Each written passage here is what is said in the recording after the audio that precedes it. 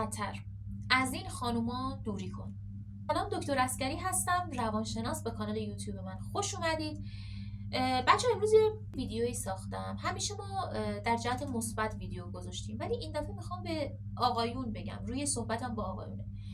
اگر تو همچین رابطه‌ای هستی و اگر با همچین خانومای ارتباط داری، تجدید نظر کن و از این خانوما دوری کن.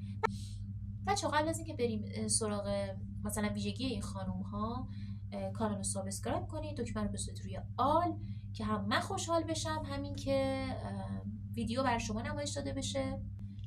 این ویدیو برای آقایون کاملا حجت رو تموم میکنه. اگر همچین خانومی رو شما میشناسید یا اگر توی رابطه باش هستید، حتما تجدید نظر کنید. در واقع از این خانوم ها دوری کنید. اولین مورد، خانوم هایی که خودشیفته هستن یا طرحواره استحقاق دارن. خب خانم عسکری، خودشیفته و طرحواره استحقاق یعنی چی؟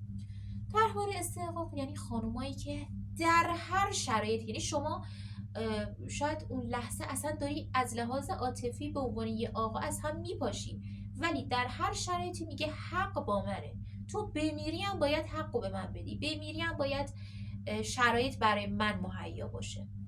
خانم‌های خودشیفته اینطوریان که اولش میاد همه چیز رو خوب نشون میده، همه چیز رو استیبل نشون میده.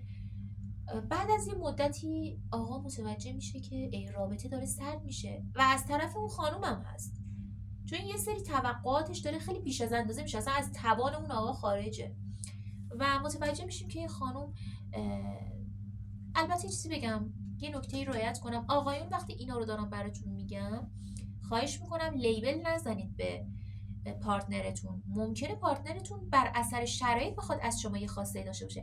اینی که من دارم میگم اینی از حالت نرمال خارجه. شما به وضوح میبینی که خانم واقعا طرحواره استحقاق داره، به وضوح داری میبینی خانم خودشیفته است، نرماله براتون، یعنی کاملا از حالت نرمال خارجه، چه تو دید شما چه تو دید همه. ولی نکته‌ای که توی خانم هایی که خودشیفته هستن و طرحواره استحقاق دارن اینه که اولش میاد خودش رو خیلی عالی نشون میده، خیلی عالی نشون میده، اما وقتی که شما رو به دست آورد، به محض اینکه شما رو به دست آورد اصلا نمیذاره معطل بشه، یعنی اصلا نمیذارید، کاملا رابطه رو سرد میکنه، کاملا. و این یک نوع از ویژگی هاشه.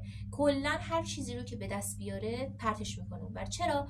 چون کسایی که در واقع خودشیفته هستن، چه آقا چه خانوم، معمولا خیلی خورد شدن، خیلی اقتدارشون زیر سوال رفته که الان اینجوری نمایان میشه که طرف رو به دست میارن، هر کاری میکنن که طرف به دست بیاد، بعد از اون کاملا مثل یه تیکه آشغال پرتش میکنن. این موضوع توی آقایون خیلی بیشتر تا خانوما. آقایون به عنوان پول پرست یا آهن پرست میشناسن.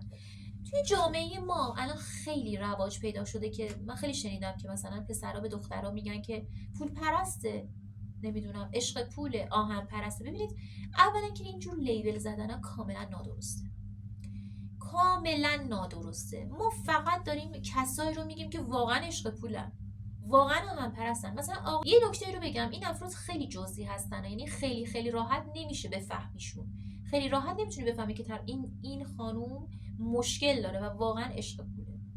میاد چیکار میکنه؟ میاد یه شرایطی رو مهیا میکنه که شما فقط براش پول خرج کنید و زمانی که یک بار پول خرج نمیکنی، دو بار پول خرج نمیکنی، دیگه تحمل نمیکنه، کاملا رابطه رو تمام میکنه و شما بر خود سوال پیش میاد که من این هم براش خرج کردم، یک بار خرج نکردم، چرا تمام کرد رابطه رو؟ اینجور افراد نادر هستن و شما نمیتونی به هیچ خانومی لیبل بزنی توی این موضوعات، نمیتونی به پارتنرت لیبل بزنی. فقط یه رازی رو به شما میگم و یه راهکاری رو میدم که بتونید تشخیص بدید. شما وقتی که مثلا برای خانومت خرج میکنی، یک بار خرج نمیکنی، یک بار، و میبینی اون خانوم اصلا تازه برش مهم نیست که تو چرا برام خرج نکردی، تو چرا اینو برام نخریدی، تو هر روز مثلا گل میخریدی، چرا اینجوری که دعوا رو نمیندازه، کات نمیکنه، بلکه بیشتر درک میکنه، یه جوری وانمود میکنه خب شاید همسر من امروز پول نداشت و قشنگ شما توی رفتارش میبینید. ولی کسی که این مشکل رو داره، خانم که این مشکل رو داره، شما میبینید یک بار براش خرج نمیکنی، کاملا رابطه رو کات میکنه، کاملا. گفتم که نرید لیبل بزنید به دوست دخترتون، به خانومتون. یه نکته ای رو بگم در رابطه با خانومایی که عشق پولن، در هر شرایطی میخوان خرج کنن. ناراحت میشن دوست دارن پول خرج کنن، شاد میشن دوست دارن پول خرج کنن، گشتشون میشه دوست دارن پول خرج کنن، طرف میمیره میخوان پول خرج کنن. بچه واقعا همینن. به خاطر همین میگم اینجور افراد نادرن. اینجور افراد اینجوریان که واقعا توسط روانشناس و پزشک باید تشخیص داده بشه. شما به عنوان یه فرد نمیتونید تشخیص بدید. و اصلا مدیریت مالی ندارن. ولی اگر شما دیدی خانومتون مدیریت مالی داره، حرف پس انداز میزنه، اگر دیدی که یه بار اگر براش خرج نکردی براش مهم نیست، تازه ازت تشکرم میکنه، این یعنی که این خانم عشق پول نیست و این بیماریونه. سومین مورد، دخترهایی که نقش یه فرد قربانی رو بازی میکنن میان و آقایون خیلی بیشتر درگیر این خانوما میشن به این دلیل که خب آقایون اقتدار دارن، معمولا تو تله این خانوما میفتن، خانومای قربانی و خانومای نمایشی. تکنیک این خانوما به دروغ اینه که میان بدبختیاشون رو به نمایش میذارن. به دروغ یعنی همین چیزی نیست، ولی میاد به دروغ نمایش میذاره که آقا من بدبختم، من فلانم، من بهمانم. به قوله این فیلم هستش نونخه، طرف میگه من مادر ندارم وقتی که گیر میکنه. حکایت این خانوماست. این نکته رو حواستون باشه. و خانومهای نمایشی، کیس داشتیم طرف خانم نمایشی بوده، مثلا میاد یه تیپ خیلی خفن، بعد آقای بهش علاقه‌مند میشه. یعنی اون خانمایی که مثلا بیماری نمایشی دارن، پر از اقوا و پر از لوندی و مثلا شما 1 سال با طرفی میبینی همه اینا رو داره، بعد ازدواج میکنی میبینی یه فرد کثیفه، دندوناش هم مسواک نمیزنه، مثلا لباسشو اتو نمیکنه، نظافتش رو رعایت نمیکنه.